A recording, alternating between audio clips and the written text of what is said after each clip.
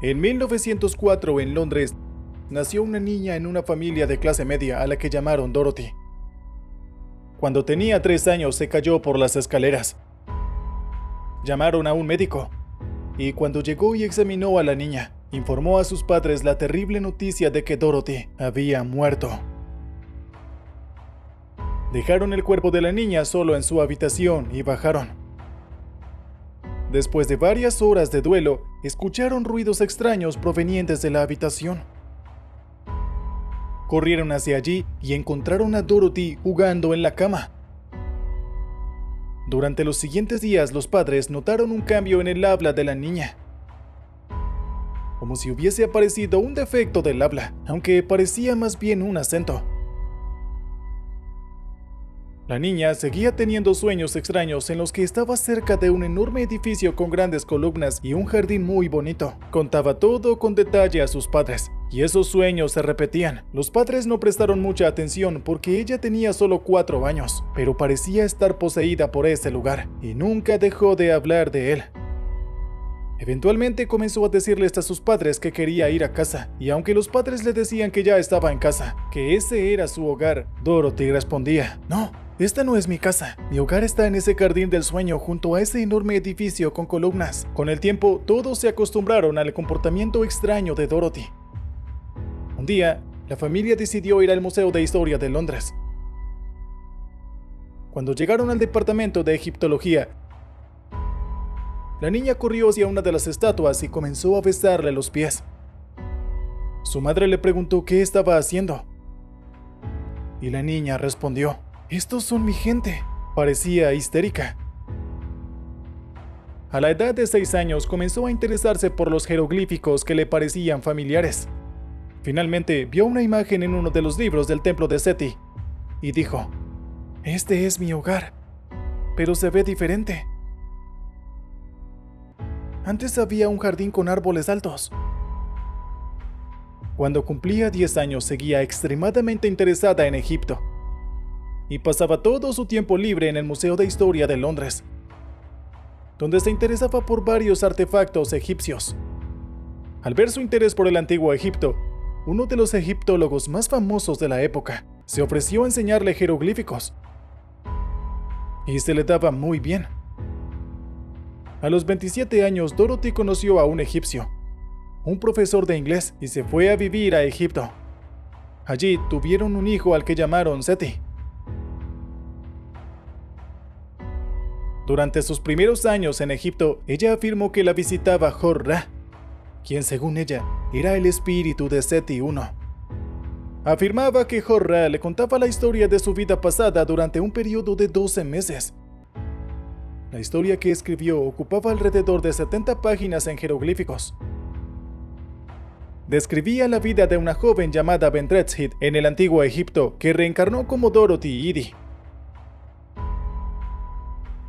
Bentreshit es descrita en el texto como una persona de orígenes humildes, hija de una vendedora de verduras y un soldado durante el primer reinado de Seti.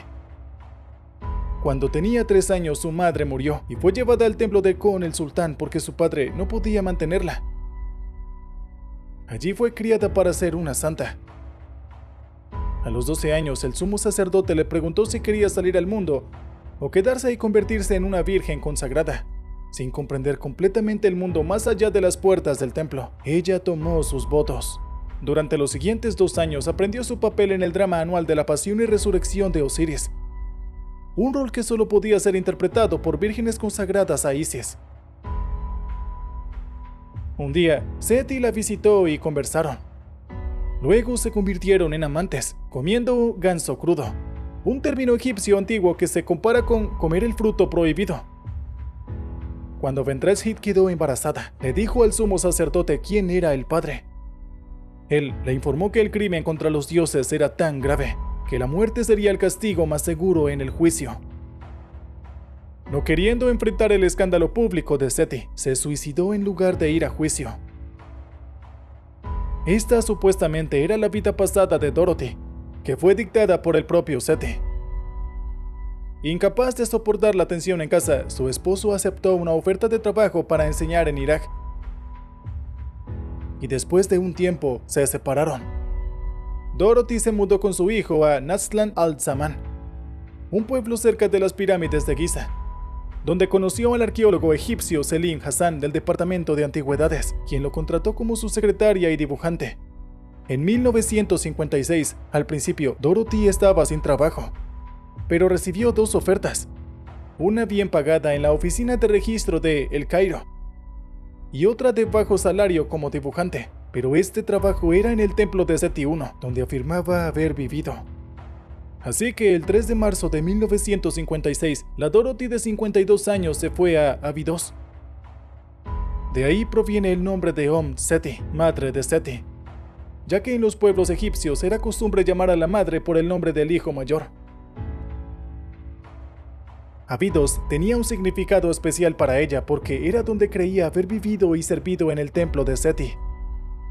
Ya había visitado el templo antes, donde demostró su avanzado conocimiento. Durante uno de esos viajes al templo, el inspector jefe del Departamento de Antigüedades, consciente de sus afirmaciones, decidió ponerla a prueba y le pidió que se colocara junto a ciertas paredes en plena oscuridad. Se le indicó que describiera los dibujos en ellas, basándose en el conocimiento previo de la sacerdotisa del templo. Ella contempló la tarea con éxito, aunque las ubicaciones de las pinturas aún no se habían hecho públicas en ese momento. Pasó los primeros 2 años descifrando y traduciendo jeroglíficos del palacio del templo recientemente excavado.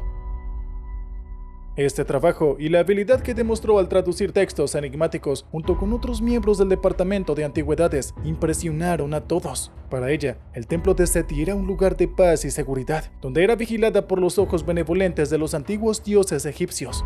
Decía que en su vida pasada como sacerdotisa, el templo tenía un jardín donde conoció a Seti por primera vez. Cuando era pequeña nadie le creía, pero cuando vivió en la ciudad de Abidos, encontraron el jardín que ella les había descrito. Todas las mañanas y noches visitaba el templo para recitar las oraciones diarias. En los cumpleaños de Osiris e Isis, observaba la abstinencia de alimentos y llevaba cerveza, vino, pan y té a la capilla de Osiris. También recitaba el lamento de Isis y Osiris que había aprendido de niña. Convertía una de las salas del templo en su oficina personal donde realizaba su trabajo y se hizo amiga de una cobra a la que alimentaba regularmente. Describió el templo de Seti como una entrada a una máquina del tiempo, donde el pasado se convertía en presente y la mente moderna encuentra difícil comprender un mundo donde la magia es aceptada. Seti murió el 21 de abril de 1981 en Abidos, no lejos del templo de Seti I, donde afirmó haber vivido hace 3000 años, a pesar de sus declaraciones contradictorias sobre su vida pasada.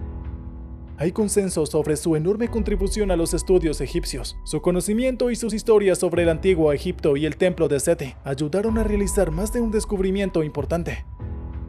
¿Qué piensas? ¿Realmente existe la reencarnación? Puedes dejar tu opinión en la sección de comentarios. Y ahora nos vemos en el próximo documental interesante.